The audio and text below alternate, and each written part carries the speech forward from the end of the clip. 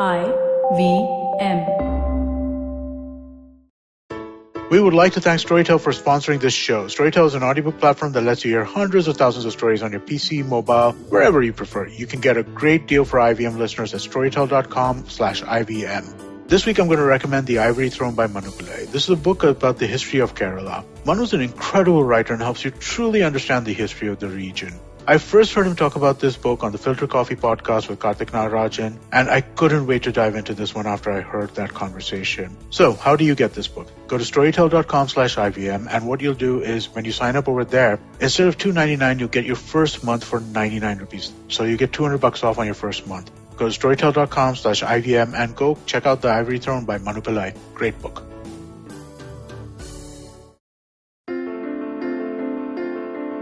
This is Storytellers and Storysellers live on tape. You're listening to Vineet Kanabar on the IVM Podcast Network.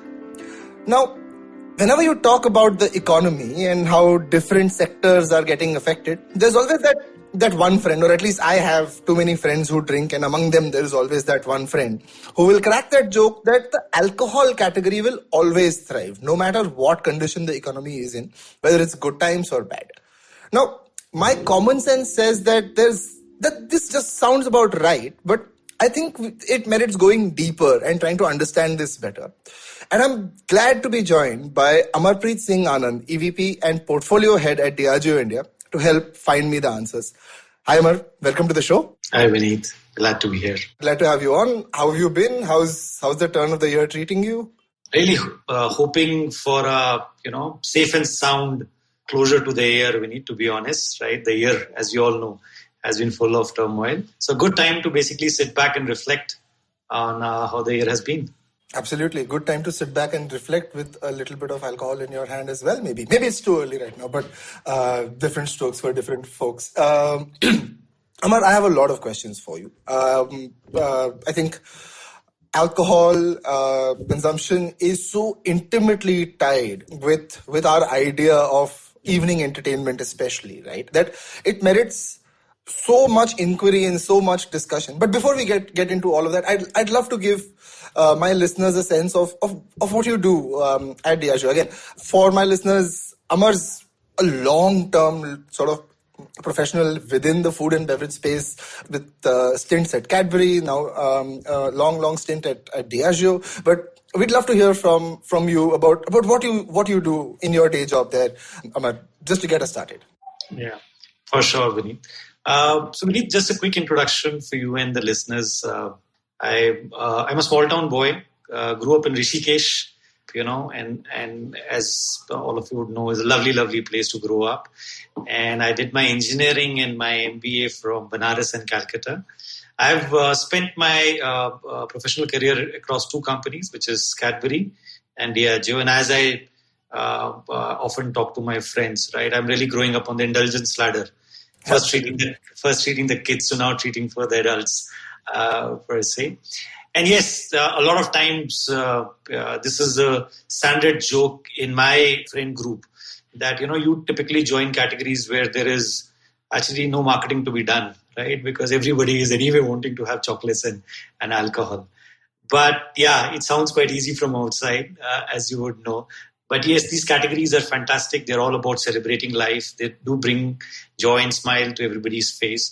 So we've been very fortunate to work across two iconic organizations, per se.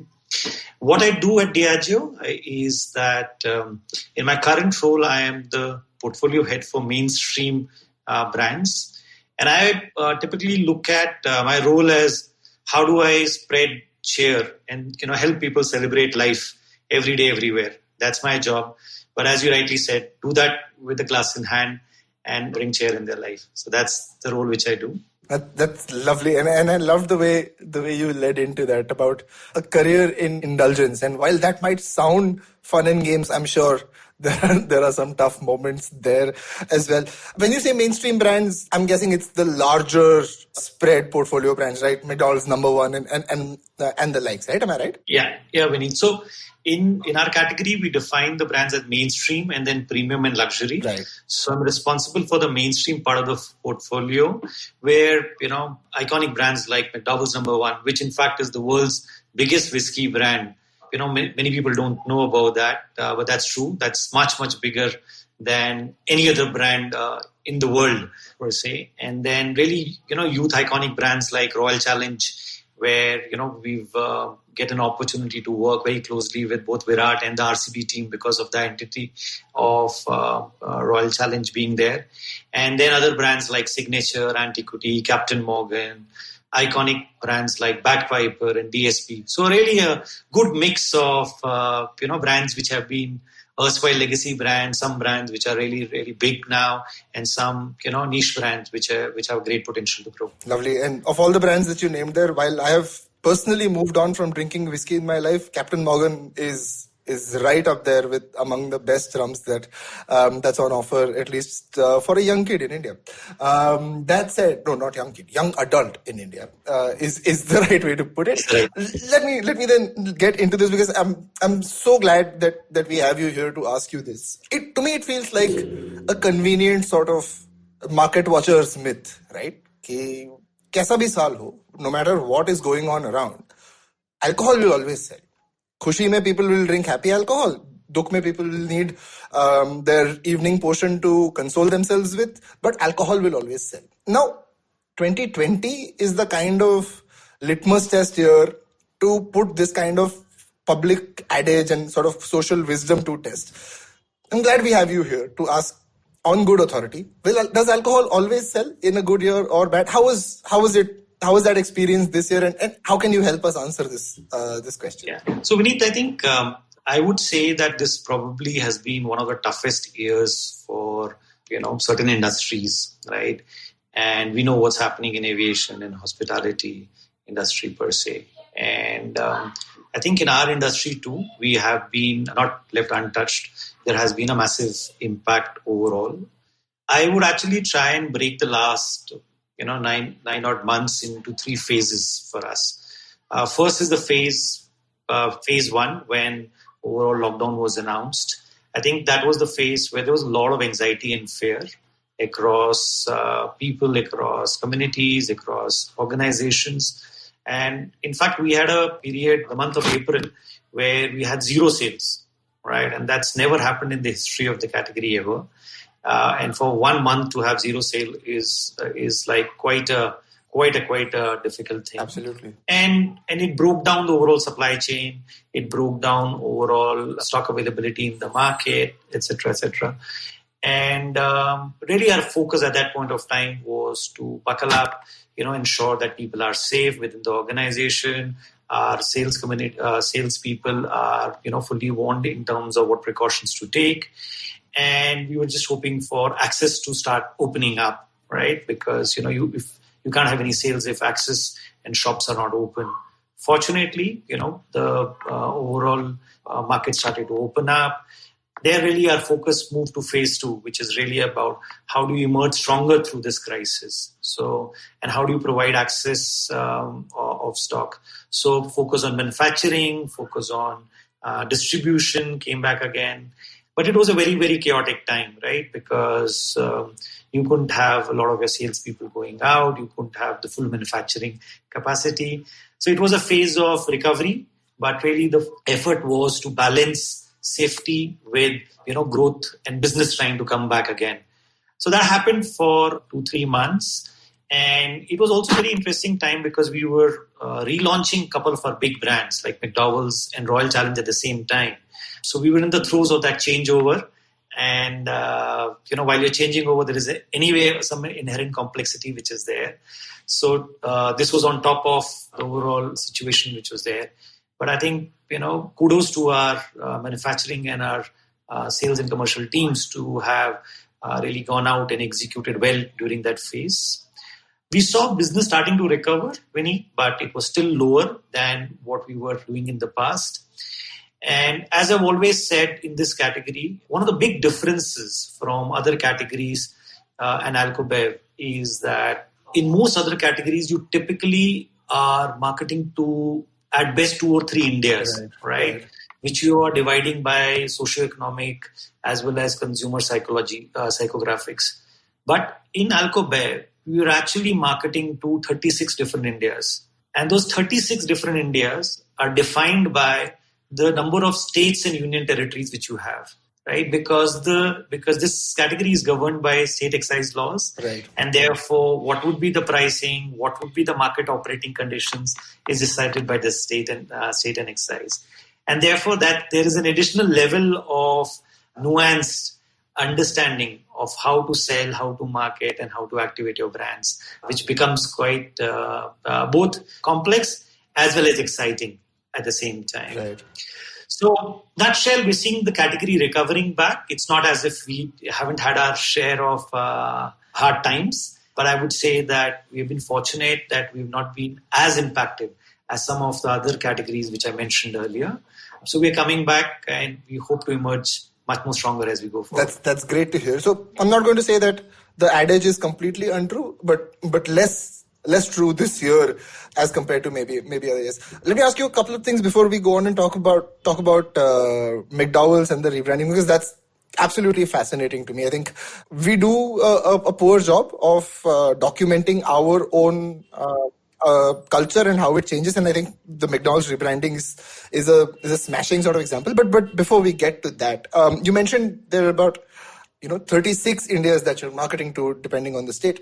Is there a sort of shorthand ranking for which parts are doing really well or are ahead of the curve in terms of recovery, and which parts are getting there or need a little bit more push, just from what you've seen so far in the last sort of 6 months of recovery or so? So, Vineet, I think you raised a very good point in terms of what are the kind of consumer trends which we are seeing per se. So, one of the clear things which we are seeing is that the growth in smaller towns is faster than the growth in bigger towns, right? And it's quite obvious because of the kind of migration which has happened out of the cities per se. And that's one. And the second has been that the overall impact of COVID hasn't been that high in terms of small towns. And the overall agriculture growth has been good because of a decent, monsoon and farm output per se. Monsoon, yeah. So we're seeing a difference in terms of, small town, large town growth per se. We're also seeing a difference in terms of consumer behavior, where we're seeing that the consumers at the top end behaving very differently versus the mainstream consumer. So while at the top end, we're seeing the consumers premiumizing more because they've got more cash in their pocket, with lesser international holidays and all of that stuff, where they would actually end up spending. Right. So they have more cash in the pocket, and therefore they are premiumizing a lot more. Versus the mainstream consumer, we are seeing that there is a lot more of value-seeking behavior, which is increasing, because this is the consumer, or this is the kind of mainstream India which has got impacted a little bit more, and therefore they are very conscious about their choices and the value they are deriving from the categories and the brands which they are buying now. Absolutely. In short, the geographical split in terms of recovery is more linked to where there is greater smaller town contribution to the sale versus in other markets where there is more larger town contribution to sale. And the impact is different by category in terms of the response on premium versus mainstream categories. It's very interesting, though, that you mentioned that the growth trajectory for small towns is different with the whole value-seeking behavior, while the guys with the disposable income are obviously looking at an entire different way of engaging with fun and alcohol, for sure. Let me talk about the former for a second, and I think there's an interesting prism to look at that behavior from, which is the relaunch or the repackaging for McDowell's number one. Now, for the uninitiated, it is absolutely true that McDowell's number one whiskey is the world's number one whiskey in terms of volume sales. India is the world's largest whiskey market. I think it's like about 4 times the size of the next whiskey market in the world, which I think is the US, if I'm not mistaken. But that gives you a sense of McDowell's number one whiskey and the iconic nature of this brand, right? And it's not just the product on the back of great distribution that it's gone out over the last sort of 50, 60 years now, but over the last 10 years, we've seen great campaigns also come out with number one Yari in different formats. There was the films and there was the show with Rana, and there was just so much interesting stuff that number one Yari and McDowell's number one has been all about, right? Now, in the middle of a pandemic, you rebranded it, right? I think it was the first rebrand since its 68 launch, or I think the first major rebrand since its 1968 launch. I love making this comparison in my head where it's like, if this were any iconic global brand, we would have 20 different case studies about it already, talking about how this is and what that is, etc., etc. But I mean, Indians specifically this is the one thing that we're very understated about, right? Analyzing our own culture and really thinking about what the thought process was. But I'm glad we have you here to talk about it, right? Tell us, to start out with this rebrand, how do you approach rebranding something that is so deep and ubiquitous in culture, right? I mean, the guy who buys McDowell's number one will go out and buy it because that's what he wants to drink, right? And now you change something about it. What was the thought process behind it? Get us started from there, Amar, and tell us more about how you approached changing something that is so deeply ingrained with your consumer. What was the thought process there? So, Vineet, I think it really goes back to some of my personal grounding as an engineer. As I said, I was an engineer, turned into an MBA. So I think somewhere this whole passion for product, which I couldn't fulfill during my engineering time, really keeps coming back in every role which I take. So I think McDowell's, again, is a marvel of a brand. It's a great honor and pride to be, leading this brand into the next decade, so to speak. And the good part was the brand was growing very healthy. It was actually growing double digit for the last 3-4 years. And honestly speaking, great momentum on the brand. But, when we started to look at a little bit more deeper in terms of the changing consumer and cultural landscape, we felt that what's a longer term vision for the brand, right? You can grow, all the signs are nice, but what's a longer term vision? And really a longer term vision on McDowell's is to continue to be the biggest recruiter brand in the country. Right. And there are we know we are a young country, a lot of people choose at the right age to come into the category, and we want to be, at that point of time, be a brand available to them as a brand which is preferred by the consumer. And there was a changing sense of aesthetics. There is a changing sense on taste. There is a changing palate from the consumer perspective. There is a changing definition of Yari. Everything is changing for this generation per se, because they are growing up in a very, very different atmosphere. We were just before the call having chat around, sharing notes on how my kids are growing up in a technology bubble, so to speak, right? And therefore, the generation which is coming into the category also are growing up with very different expectations and attitude. And the moment we kept that consumer at the heart of our thinking, there were obvious things which we needed to kind of revitalize and revamp on the brand. Yeah. And you're right, Vineet, when you say that this is probably the biggest change which we have done on the brand since 1968, because we actually touched everything. We looked at the blend, we looked at the packaging, we looked at the bottle, we looked at the overall design, retail design space, and we also looked at evolving the overall Yari narrative for the brand. So it's a holistic change in the interest of trying to revitalize the brand for the next generation of consumers.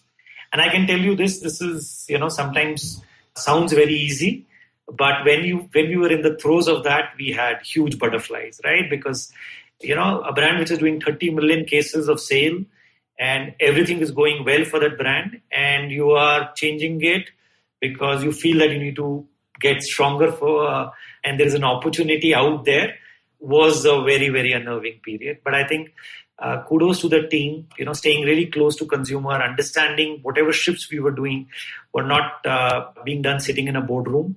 They were really, things which were tested with consumers. We understood that the consumer was open for that change per se. And slowly, therefore, confidence comes that you can pull off that big change. And in my career, I have seen, Vineet, that the best strategy is to self-disrupt when you are doing really well, when you are at your peak, is to evolve then, right? Then you can get to the next trajectory of, growth and potential. Whereas when you are on a bit of a downward spiral and you make the change, it's a lot more harder to kind of get the momentum back. So yeah, I mean that's been our story, and I can tell you, till we relaunched it for now roughly around 6 to 8 months, and the signals are very, very positive. We've got some amazing consumer response. Our teams have executed brilliantly in the market, and we believe that the momentum is starting to really, really pick up on this. And one of this big bets which the organization had is starting to pay back. That's fantastic. I think I loved what you said about evolving when you're winning. It takes me back to a lot of sort of wisdom from great sports managers, right? Where they talk about, hey, it doesn't matter if you've just won the Champions League or the World Cup. What you need to do is start thinking about where your next win is coming from. Now, while that's still easier, right? Because the cycles are shorter and sports is like, okay, it happens every year and stuff like that. Here we're talking 30 million cases a year. That's not a small number, right? And I just want to spend one more second asking you about the jitters, right? Because in branding history will give you cases like New Coke, for example, where great product, I'm sure they did their research, I'm sure they had the right signals in the market, but the consumer sort of rejected it. And now we sort of parody consume it in Stranger Things, and people are like, oh wow, New Coke was so great or whatever. What were those jitters like for you and the team that was working on this, right? Again, great research versus the real thing. There's always sort of, many a slip between the cup and the lip. So I'd love to know about those jitters and how you navigated those, in the boardroom or in the corporate offices of Diageo. Vineet, yeah, you're reminding me of some of those conversations. I remember, and these were the often quoted examples, right? You want to change the blend for McDowell's, you want to, improve that. Do you know what happened with New Coke? Or the other famous examples on designs, which I would not embarrass some of my, friends with. So there have been many such case studies, per se. I think the one biggest thing which made the difference for us is staying close to the consumer, Vinny. And I think, and I've often said this to my teams and in my conversations at forums, is that one thing if we can really get the new age marketer to build is really a deeper consumer connect and empathy, right? Think about a person who's a brand manager or a category manager for, let's say, McDowell's. He would actually on a daily basis never consume this brand, right? Because, of his social income kind of status there. Right. So how do you really understand that consumer and how do you have the empathy for that consumer is the biggest thing, right? And so there is no shorthand to being able to spend time with consumers, being in market, trying to tease the reaction of the product from consumers. I remember very distinctly is that we were in the initial learning phase on this project, and I'd gone to Jaipur and we spent with the team a lot of time going to dingy bars where people were having their first experience of the new McDowell's. And it was so amazing to see the consumer response and the glint in their eyes and the positive feedback which was there. I came back and we had a next update meeting, and I was telling in that meeting to our senior leaders that we've kind of hit, a good balance of trying to win with our current consumer as well as to get the next generation of consumers. So we need really no shorthand to this. It is really about having that empathy, right? Spending personal time with consumers, and a lot is not said in words. Lot is sensed in expression. So, the biggest difference which happens is that if you start to only read reports of research, right, they will always be shy. They will always be telling you certain things, but you have the risk of certain things being missed because the real glint in the eye, the smile on the face, or the frown on the face will never be captured very, very clearly. So I think it's no shorthand, sweat and blood and spending those hours and days with the consumers. That's really the magic potion, I would say. I love it. It's almost ethnographic in the way that you want to interpret the consumer, right, and understand them better. I've also now done 10 years in this, and I know exactly what you're talking about, right? Like a young brand manager, you're looking at growing up in the world and consuming the best of single malts, and here you're tasked with something else. It's a very interesting challenge for young marketers, definitely. And I think the way you put it out there, with empathy being the tool and ethnography being sort of the process, I think you can definitely, I'm sure you put some of those jitters to bed. Related question, let me take this forward and ask you this. India alcohol market has been maturing for a while. It was always been a growing whiskey market, was a bit of a beer market, although beers were going down. But it was a market rife for innovation and disruption. Newer, smaller players coming in, especially in the urban areas. You had every week almost, it felt like there was either a new whiskey brand or a new gin brand or new craft beer happening. I know alcohol majors as well as the younger brands were trying to sell 0.0 beer as well. So all of this was like really bustling activity with new brands, etc. happening. And then COVID hit. I'm sure COVID is, while it's a ek alpaviram hai, it'll go away, but I'm sure it's changed the way people are consuming, right? And not just from a frequency of consumption perspective, but also from a choice of consumption perspective, right? Personally, I feel like cocktails have made a big comeback during COVID, but I'd love to get your thoughts here, right? As someone who's clued into the market and the consumer, what are some startling trends that you have your eye on, especially from a sort of future-proofing perspective? Something that's really stood out, a few things. Would love to hear your thoughts. Sure. So, Vineet, a couple of the trends I touched a while back, which is about how at the top end the consumer is premiumizing, at the mainstream end the consumer is becoming more value-seeking. Behavior is coming to the foray. The other one, big one, which is about how socializing is getting redefined, right? Because what was happening earlier is a lot of the consumption was in, let's say, corporate events, big weddings and receptions, conferences, workshops, or in the on-trade per se. Fortunately, the on-trade is starting to come back. The big events are still not. So what we're seeing is that the socializing landscape has changed significantly. Yeah. And a lot of in-home consumption is starting to happen, which was happening outside. The consumption is happening inside. People are socializing in smaller groups because the need for social connections is not being more important than in this particular time frame. So people are connecting a lot more. And so there is a change in that consumption behavior. Absolutely. And with that change, the categories which are getting consumed, you referred about cocktails. Absolutely, we are starting to see, cocktails coming into fashion because at home people are starting to, experiment a little bit. Right. And a lot of the marketers are doing a good job in terms of providing that DIY kind of knowledge and expertise to consumers. So we are seeing socializing getting redefined for sure. That's happening. I did mention about small towns and rural growing faster. So that's a big trend which we are seeing. We're also seeing, because of the sudden explosion in terms of digital ubiquity which has happened, right?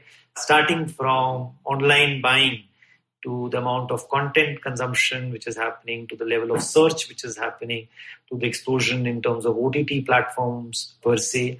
Suddenly the Bharat consumer, right? The India was already on that bandwagon, but the Bharat consumer is starting to get onto that bandwagon. And how?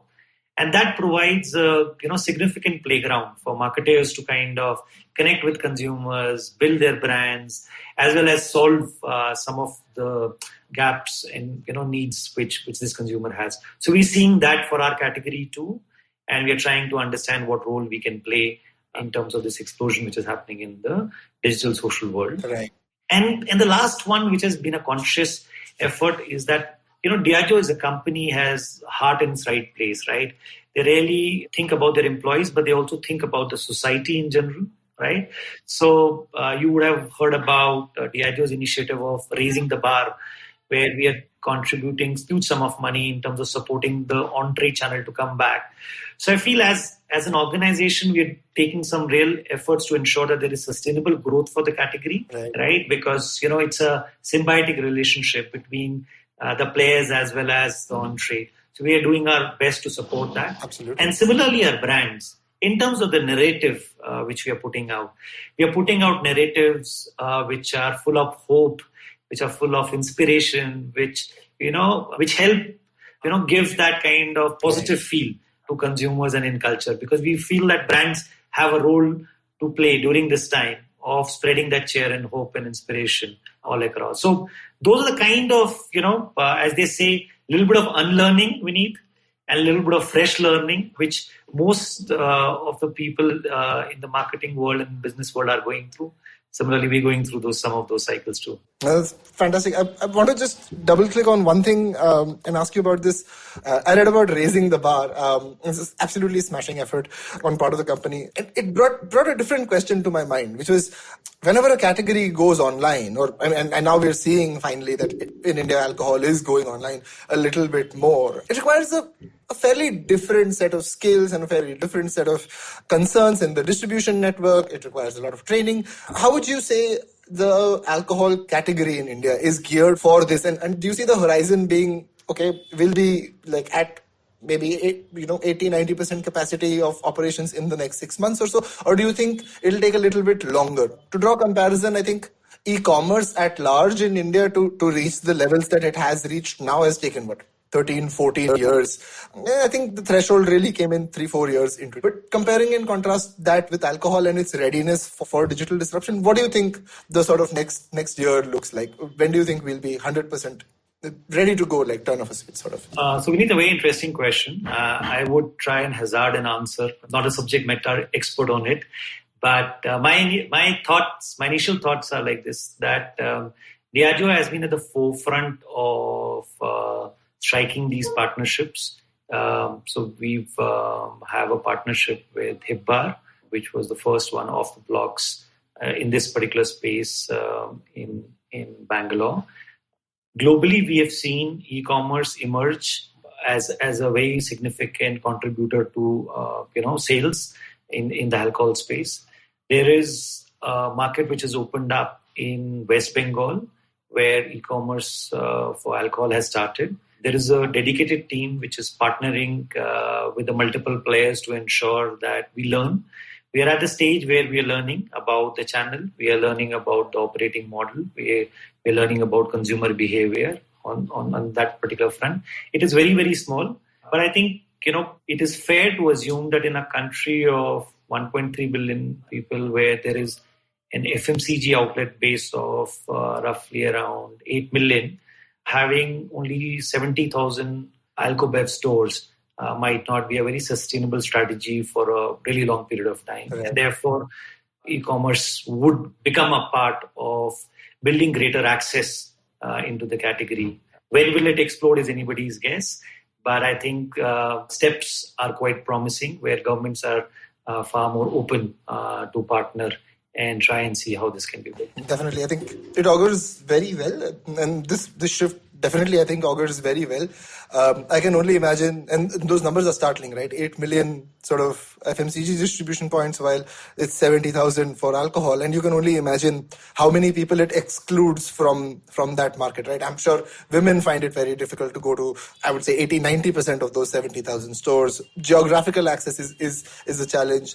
The trends where people are now consuming more in home will point to delivery systems becoming more important as well. So it's great to hear that there is definite progress and thrust in that direction, and sort of definitely very exciting from a marketing standpoint as well, about how alcohol and e-commerce, these two passions of India after cricket and Bollywood will come together. Great. Before we go further, let's go into a quick break on this episode and come back and pick this up and talk more about your career and the learnings that you have for us from there as well, right? Back on Storytellers and Story Sellers right after these messages. Hello, everybody. Welcome to another great week on the IVM Podcast Network. If you aren't following us on social media, it's 2021 now. It's time you did. You didn't in 2020. That was bad enough. But now in 2021, you really, really should. It's IVM Podcast on Twitter, Facebook, and Instagram. And a quick reminder to everybody, just please help us out with our survey, ivmpodcast.com/survey. We've had a number of you fill it out so far, but we want to shatter last year's number, right? Really, really blow that up. Go fill out the survey over there. If you do, we'll select from the emails that we have got submitted, and we'll be sending out some interesting swag to people. So what should you be listening to this week? First thing I want to talk about is the unprecedented episode. We did a triple crossover. Vineet Kanabar from Storytellers and Storysellers, Varun Dugirala from Advertising is Dead, and Karthik Nagarajan from the Filter Coffee podcast all got together and put together a mega episode. Do check it out on whichever of their feeds you want. It's available on all three. On Naan Curry, the guy spoke about the history of alcohol in India. It's got a longer history than people would think. Definitely do check it out. Another show I want to call out this week a little bit is The Note by Maruk Inayat. Maruk had 2 fantastic episodes this week. She did her first episode with Amitabh Mattu about the elections in Kashmir, and then she did another one where she told the story of how she faked her identity to interview Benazir Bhutto. Definitely do check it out. And with that, let me get you back to your show. And we're back. We're in conversation with Amarpreet Anand from Diageo. We're talking about a career spent in categories that are deeply indulgent, from food and alcohol. Before the break, you heard Amar talk about how alcohol in the category has reacted to COVID and what the trends have been like for the recovery and the year beyond. In this section, Amar, I want to talk a lot more about you and the kind of work you've done, kind of wisdom you've accrued over the years, right? It starts with a title that I came across when I was going through your LinkedIn, right? Innovation is something that a lot of companies chase. I think classic American MBA knowledge has established that innovation is by far like number one in terms of where it comes to seeking a competitive edge, no matter which category, right? Yet we see very, very few companies have a title like Chief Innovation Officer. Now, you held that role at Diageo before you moved into your current role. I saw earlier while you were at Mondelez as well, there was a category innovation role that you held, right? Can you start us off on this part of the show, first telling us more about what a Chief Innovation Officer role was like, right? Why was that set up? What were the goals? And what were your highlights and learnings from there? So, Vineet, Diageo, as you know, as a company is, the biggest alcohol company in the world, right? And, it's a great marketing organization, and they have deep belief in the power of innovation, which is something which is not on paper only, but this is something which they have practiced over the last couple of decades and done successfully so. So they've really built it, as you said earlier, not a competitive advantage for a year, but a sustainable competitive advantage over the last couple of decades. So they have a strong belief, they have a strong process, they have a strong culture of innovation. The previous global CMO was actually Sil Saller, was earlier the global chief innovation officer, right, globally, before she moved into the global CMO role, clearly highlighting the value which Diageo attaches to successfully pushing innovation. Right. Yeah. So when Diageo joined hands with USL India, and when they took a majority stake there, they really wanted to come into the country and revitalize the category, right, so to speak, right? We know how the category is in the country, and when we travel abroad and we see how the category is, there is obviously an opportunity to kind of reinvigorate this category, get newer offers in, different variety in, different kind of formats in, and make the category more accessible and fun. So I had that mandate when I moved in to Diageo, right, kind of a clean slate in that sense, in terms of saying, come in, we're very excited about Diageo, we're excited about innovation as a power engine. What can we do in India? And a few of us gathered and started to really put ink to this overall strategy of innovation. We built the pipeline from scratch. We built process and culture from scratch. We hired a set of very exciting, diverse talent into the innovation team. We built a strong cross-functional leadership team, which used to meet every fortnight in terms of pushing the agenda on innovation. And more importantly, we had great sponsorship and support from both my line manager as well as the exec in India and global in terms of, just go out there, fail fast and cheap to really succeed big, right? And it was this philosophy of saying, We're not worried about, every project really hitting the home run. What we are really excited about is, what are you guys learning? What are the big opportunities which are opening up? And we will hit a few which will really, kind of cover up for everything. And I think that's the excitement of, and that was the mandate of that role. And we did some amazing experiments, right? Starting from whiskey-based RTDs to herb-based alcohol, new formats of packaging, to flavor extensions, to how do we push alcohol as a preferred gifting category, etc., etc. So many such experiments we did. Some have failed miserably, some have done moderately well, and some are going gangbusters in that sense. So exciting phase, a lot to be done there, but a deep commitment towards innovation is what Diageo has really brought to the India setup. Yeah, I absolutely loved hearing some things out of that, and I'm going to pick at that for a quick follow-up.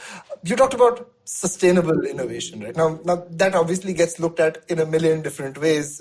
Someone who's more like a marketing activist will look at sustainable impact on environment, while someone who's a more business marketer will look at sustainable impact on my bottom or top line, right? How do you balance the two when you're seeking innovation, right? And today, when we say sustainable in the green sense, we don't just mean waste reduction. We also mean community welfare. We also mean so many different things, right? What I love out of what you said was, with such organizational backing, with the kind of resources at your disposal, with the kind of impact that Diageo has around the world, right? To me, it seems like a massively challenging role, obviously very, very exciting as well. But was this at the heart of it as well? How do you balance the sustainable impact onto community and society versus its sustainability to your business? How do you balance that in a sort of innovation focused role? So, Vineet, I think when I talk about sustainable innovation, right, I think what we are obsessed is with about ability for us to recruit new cohorts of consumer, right? Consumers are deciding to consume alcohol, right? One brand or the other, right? And how can you offer innovation as a way to recruit them, as a preferred offering?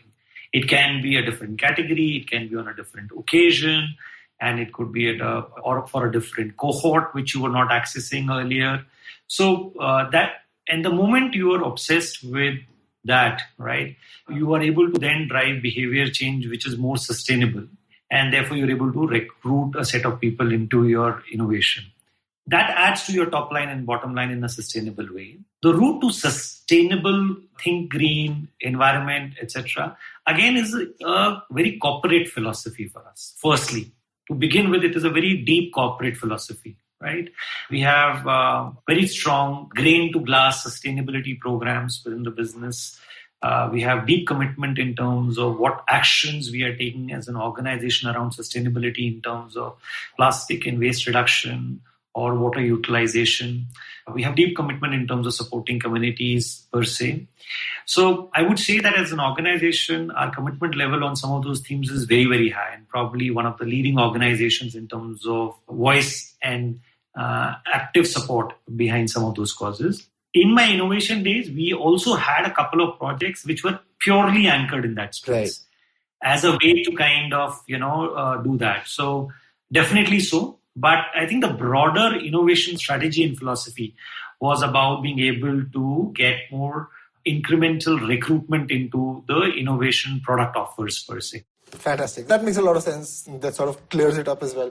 Last bit on the innovation roles that you've played in, and this more, I think, for my learning as much as anything, organizationally speaking, right? And I think this is a challenge while I have faced in my life as well, is organizationally, change is hard to drive, right? Especially change that is meaningful, change that is around for years, even when you're not part of the org, are hard to drive, right? And stuff that you believe in. In my short time trying to build such projects, what has really worked is finding allies and collaborations within the company. But apart from that, what would you say are some hacks of making sure that these innovative strategies or these process innovations, or could just be a marketing idea in that sense, what has really helped you navigate, the halls of the corporate world with these great ideas and innovations in your bag and really sell it to people? So, Vineet, I think it's a very cliched term which I would use, but I think that's really works very well. Right. It's about win-win, right? And a lot of times, when I was growing up in my early career, win-win would mean that, you have an idea and that's a winner of an idea. So therefore, it will be good for the other person to partner because it's a winner of an idea. Right. But that's a false strategy, right? The point is about win-win is that what does that person needs in his life at that point of time? Right. And how does this come and slot there, right? And the moment you're clear that there is a win-win situation which you can create with your consumer, with your trade, with your supply folks, the greater the impact it will come through, right? So, let's say with finance, for example. So the most of the innovation which we were trying to push for was helping us deliver better margins. Right. So therefore, the finance team was very excited in support because it was helping them get a better, profitability for the business, right? In a particular state, or we might not be winning against a specific consumer category cohort. So, we might have our own strategy of why we came out with this particular project. But if it is fitting into somebody else's requirement and helping a commercial person win market share, which is, what they're obsessed about, then it's a win-win strategy for them. Absolutely. For supply, for example, if the line manufactures at a certain speed, and your innovation can help them increase the speed of manufacturing and use less resources, that's a win-win for them. So I think it's not about ticking all the boxes, Vineet, every time, but it is also about being sensitive to the fact, as you rightly said, that there is a clear consumer opportunity which is out there. But if you can find the right win-win approaches within the system, your ability to kind of create a bigger transformation through these opportunities is much better, right? Having said that, a lot of times when you want to do transformation innovation, you got to break up the structure completely, right? And say, okay, it's not about getting everybody aligned, because if you try and get everybody aligned, you will get to the least common denominator of an idea, right? Which is what, let's say, when Henry Ford said that if I asked everybody what you need, they would have asked for a faster horse. So, and therefore, that kind of innovation requires sponsorship at the real top, right? And belief there. And that has also happened in Diageo. And that commitment has been very well received at Diageo India level also across a set of projects, yes. I think the common thread between how you talked about the consumer earlier and how you talked about delivering the win-win internally, I think is empathy, is what really came through to me, right? Is can you put yourself in the finance guy's shoes and see what the risk reward is for him, and then mitigate the risk and help increase the reward within the confines of what you're trying to do. I think super consistent with how you talked about the consumer as well, and obviously articulated in a way that only someone who's been there, done that, can do that. Which brings me to my next question, and this is squarely about leadership. Amarpreet, I'm sure you get asked about your leadership mantras and principles a lot of times, so I'm not going to do that. I'm going to ask you something that I feel is very relevant for everyone who might be like a young leader or someone who's very, very seasoned, because this year was a great leveler, right? I mean, when I say this year, I mean 2020. This episode will go out in 2021. The year was a great leveler. It didn't matter whether you were client or vendor or agency or partner or manufacturer. For a while, nobody knew what the hell was going on. Nobody knew when it was coming back. Nobody had a clue, right? And this is the time. I mean, in these times of darkness, to be dramatic, everyone looks at leaders to turn around and say, "Hey, what should we do?" Right? And at this time, I know for a fact, with the people that I've worked with, a lot of leadership crisis was also unfolding, right? There wasn't enough information to go by.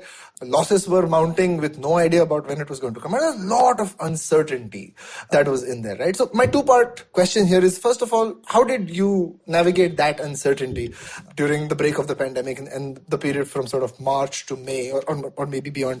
And second was, what did you finally learn about yourself from all of this, right, from there? So first up, how did you navigate that uncertainty? What stood you in good stead? I think, Vineet, as you rightly said, that this year was quite unpredictable, right? And the expectation from leaders was to help them navigate. and everybody was looking up in terms of saying what direction can you provide. But if you don't know what's going to happen next week, how do you provide direction? So I think we took a change in approach where we were really focusing on every day and every week in terms of providing guidance. I think the first thing which we did was really started to take very, very good care of our employees, almost like an extended family, right? Because during the initial phase, there was such level of unpredictability about, health, about basic availability of, basic needs, etc. So we started to set up calls just to check in on teams, just checking how everybody is, connected. And I'm based in Bangalore. My team is in Bangalore. So, is there any way we could support each other? Just information was so important to share with people. That's the first thing, right? Taking care of your team was the most important thing at that point of time. It's amazing to note, Vineet, that the overall engagement levels, employee engagement levels, were at their peak during this time. Yeah. It's so surprising to see that, right? That, when you're going through every crisis, everybody would feel that people are disengaged or people are feeling very challenged. But actually, we found that the level of engagement was at its peak in Diageo during that time. Just shows that, right. The moment you start to focus on your teams and your people and start to take that additional care which was required. And as leaders, we were all also going through the same stress, right? It's not as if we were not going through the same stress. So just putting ourselves in their shoes and feeling, how can I help? How can I support? Right. What's the kind of guidance? What's the kind of encouragement and motivation we can provide was really the key part during the starting phase.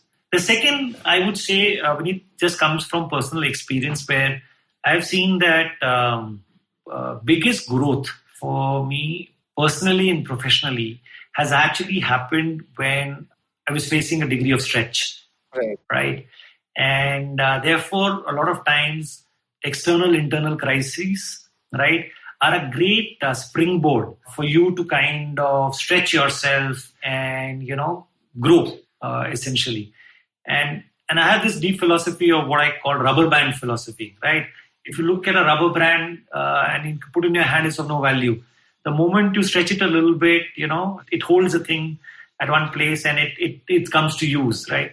And same way, I feel that as professionals, as we grow, both in professional and personal side, we all are discovering what is our limit to stretch, right? And what's our optimum where we'll be most effective. So the greater the conditions which are getting created, and you put yourself sometimes consciously, sometimes the world puts you in those situations like what happened in COVID. Right. But a lot of times you have to actively, if you're getting into a bit of a cozy space, take that leap, get out of your comfort zone, because that is the time when you will really, discover your best. And that was the second thing which we started to focus, right? Starting to see this crisis as an opportunity. And therefore encouraging people, both within and outside, to use this crisis to do the best work, because our ability to collaborate started to become much better, right? Very unlike people who thought, how would you collaborate? But no, I think because there was less travel, because there was less this thing, some of the key things came into focus. Some of the senior people were able to gather together from the agency side a lot, and we were able to, collaborate at a level which we hadn't done earlier. And therefore, some of the work which came out was quite stunning. We're very proud of some of that work which came out during the crisis period. So again, it's that, taking care of your people, showing that empathy, and having this mindset of crisis is actually an opportunity. Right. And, how do we convert it into a springboard to do some exciting work has really helped. And the last, which I would say, is that, this deep philosophy of, we need that marketing is not just about making a nice communication here or a nice piece of content there. Holding the accountability for business. This was also the period when, business was going through a significant amount of VUCA. And therefore, as marketers, as a marketing community, holding the accountability for business. And therefore, maybe some places the spends are getting cut, but how do you still show up with, head held high to ensure that you are working harder to create a better future rather than, feeling let down. because some of your plans have gone into cold storage, etc. So Right. holding the business accountability was really an important piece for which we were driving for the team. And last, during a crisis like this, which we all learned is, and I encourage that is this simple, humble philosophy of saying that we are never as good as our best success, and we are never as bad as our worst failure, right? And if you have that kind of mindset, you go through any crisis, you go through any kind of ups and downs, you will be rooted. You'll be rooted on the ground, and you will be humble enough to say, okay, what's my contribution? Reflect. What's my contribution? What I could learn? Because I think the crisis also teaches you a lot. We might have done a few things good, but we might have also missed a few tricks. And if you have that attitude, humble attitude to sit back and reflect, you'll find that you're drawing great experiences out of that, which will help you improve as you go forward. It's wonderfully put. I think it's a time that's put professionals under immense stress. I mean, some of us have taken to the whole managed remote working. That's what we're calling it now. Very, very well. But obviously, some of us have had a very, very difficult time doing it as well. And I think the 3 or 4 things that you talked about, and especially the last bit about not being as good as your best success and not being actually as bad as your worst failure, I think that's the kind of empathetic reflection that only time with yourself, and obviously working and with all the pressures, but time with yourself can give you. Amar, my sort of last question in terms of the episode to you focuses on something that I feel, and from reading about you and your interviews previously, I feel like collaboration, or how do I put it? I think fomenting collaboration or creating the groundwork for collaboration is something that's a sort of hallmark from your style of leadership and the way that you do things as well, right? For young people who are probably stepping into the marketing world, or for even semi-seasoned folks like me, what would you say are the top 3 or 4 ways that have helped you develop a collaborative culture, whether it was previously at Mondelez or at Diageo?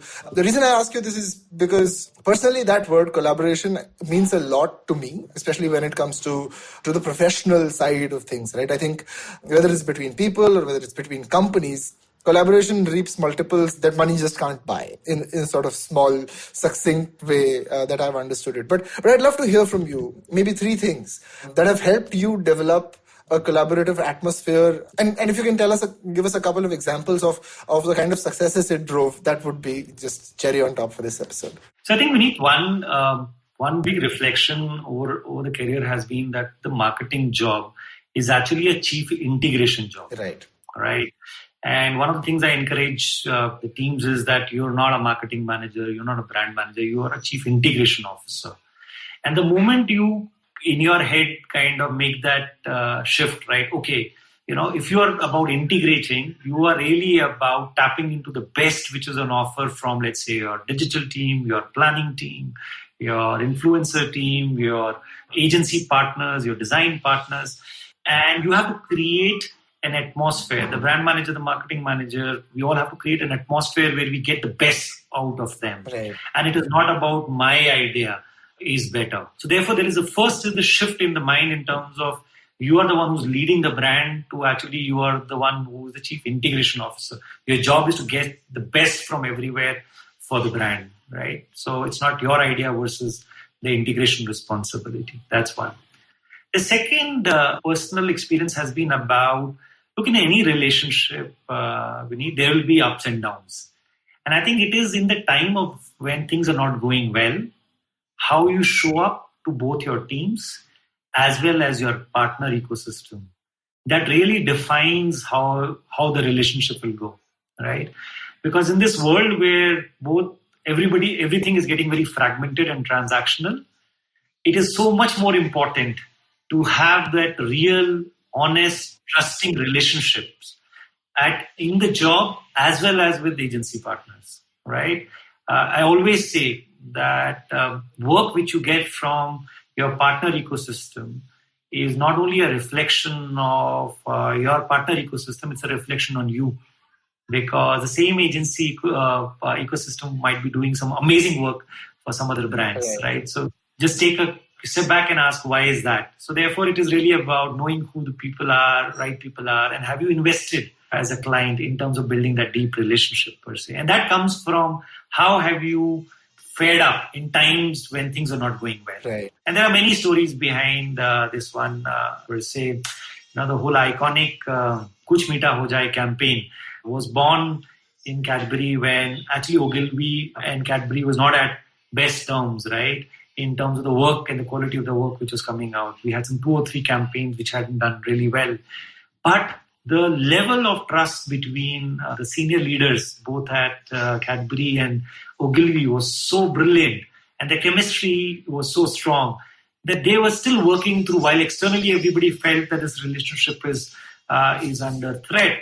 But they were still working on in their own individual capacities to try and create the magic. Right. And then Kuch Meeta Ho Jaye was born out of that kind of manthan, so to speak, right?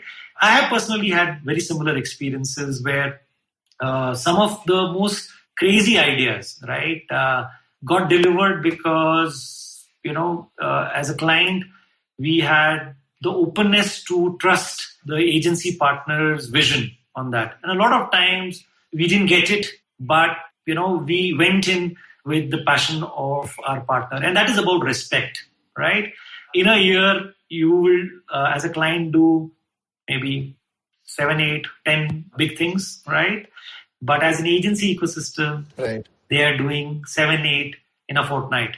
So they have much deeper experience about what they're talking. But do you have the respect to be able to listen to them? And do you, in that relationship, is there a degree of not being taken for a ride, and you build that per se? So I think it is therefore about creating an atmosphere of openness and the atmosphere of respect. The relationships have to be much more deeper, and treating your job as Chief Integration Officer. The best work flows out of there. And no work, when you're pushing the boundary, can be easy, Vineet. I remember on Royal Challenge, if I can just share this piece on Royal Challenge Sports Drink, we were trying to work on a campaign, and the DTP team came and presented a pitch where they had a host of ideas. And in the appendix, there was one idea. They said, by the way, there is this idea also, which is there. And we said, oh, wow, a very nice idea. But we all went in. We spent another couple of months trying to think about what's the big idea we want to do. And eventually, one fine day at 8 o'clock in the night, I remember 5 of us, we were sitting in the room.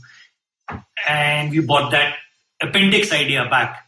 And we said, but why aren't we doing this? What's holding us back? And then everybody opened up. We said, it is really bold idea. We don't know whether we have the courage to do this or not. So we didn't push it beyond a point. Right. And we actually literally held hands like in movies and said, okay, we will push for this big idea. And that was the one where we put out for the first time this challenge for a mixed gender match on Royal Challenge, right? Where we said, why should men and women's game be 2 separate games? Why can't we actually start this change by, in a professional atmosphere, there is nothing called there is a man's job or a woman's job, right? So why in cricket that is? And I know it's a really ballsy kind of an idea, but the point is it started the conversation, and it came through the agency and, and us coming together and sharing our vulnerability, saying, why didn't we push? Well, the reason we didn't push is because we felt that, we'll not be able to get this alignment, that alignment, etc., etc. But the moment you put it out and there is a degree of openness and respect and oneness of vision, stuff gets done. Magic happens. I love it. I mean, a lot of what you've just said obviously is music to my ears, because I find myself at an agency right now, and it's completely true. The kind of people who work here, the kind of ideas, the kind of passion that they have, right? And for an agency guy, I don't work at Diageo, or for that matter, I work very, very closely with Mondelez right now, but I don't work for Mondelez, right? But walking around, you're thinking of ideas for a 5-star or a Silk or whoever else. And again, that passion is something that's very rare, and that you find in an agency ecosystem as well. That's one of the rare places where somebody else has equal passion for what you're doing. I absolutely loved what you said there, Amar. The second part about being trusting, trumping being transactional, and then the respect and the openness that foments the kind of new ideas that brings in. But I think the real nugget, the real gem here in your point here, then something that I feel applies to all marketers everywhere, is to look at your job as a chief integration officer, right? I think often, especially young marketers, feel like communications has to be the star in some cases. And sure, communication, obviously, it is the front-facing, end of your brand for sure, but it's not the be-all and end-all. And there are so many other aspects to marketing than just that campaign line or that visual, right? And I feel like a chief integration officer is what all assistant brand managers should get in brackets next to their business cards as well. Thank you so much. It's been wonderful talking to you and sort of getting your wisdom and your experiences about working in 2020 and before. I have a last question that I ask everyone who's on this show. This is, after all, a business of entertainment show, and I will ask you to share a piece of entertainment with my listeners, something that's close to your heart, something that's had meaning or impact. Could be anything, could be a movie, a song, could be a video game if there's something that you're recently into. But yeah, something that you'd love to share, a piece of entertainment with my listeners. I won't say it's a piece of entertainment, but surely a piece of reflection, Vineet, in the sense that because of the lockdown, you're really forced, in a sense, to spend that much amount of time at home, and therefore you watch your kids very, very closely. And I think just watching your kids is a mighty experience. And what I just love the most is the kind of content they watch, right? And the kind of interest they have. If we say that marketing is changing and the consumer is changing and we feel that the speed is X, and when you see the kids growing up, you actually feel that the speed is 5X. Absolutely. Right? Because they were doing something 3 months back. They just left it. Their passion and their interests are changing so fast. And so I can't take away that curiosity as a marketer. So I do spend a lot of time with kids just watching what they're doing, and they're a great learning ground for me personally. That's once again very, very consistent with the way you shared your wisdom with us, Amar, about watching kids. It's such a human way of understanding the world around us. That's really, really a lovely little tip there for my listeners. Amar, once again, thank you so much for sparing some time and talking to storytellers and story sellers today. It was lovely to have you on the show. Thanks, Vineet. Thanks a lot for this conversation, and I hope that your podcast grows from strength to strength, and it was great fun. Thank you. Thank you so much. That's it from this episode on Storytellers and Story Sellers. This is Vineet Kanabar saying goodbye.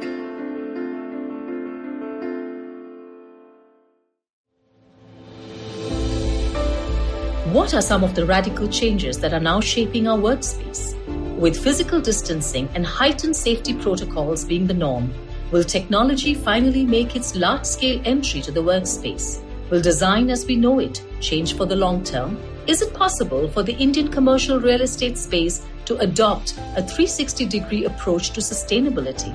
Join our hosts at the Future of Space podcast by RMZ as we deliberate with industry leaders, analysts, and bright young minds on the way forward for the workspace given the new COVID normal. Tune in to the IVM Podcasts app or wherever you stream your favorite podcasts. Want to learn something new and have a few minutes to spare? Well, then go for the Traveling Professor's Diary, where I, Siddharth Deshmukh, the Traveling Professor, will help you glean from all the insights that I've gained from wherever I've traveled, learned, taught, and repeated. Join me every Tuesday and Thursday on the IVM Podcast website, app, or wherever you get your podcasts from.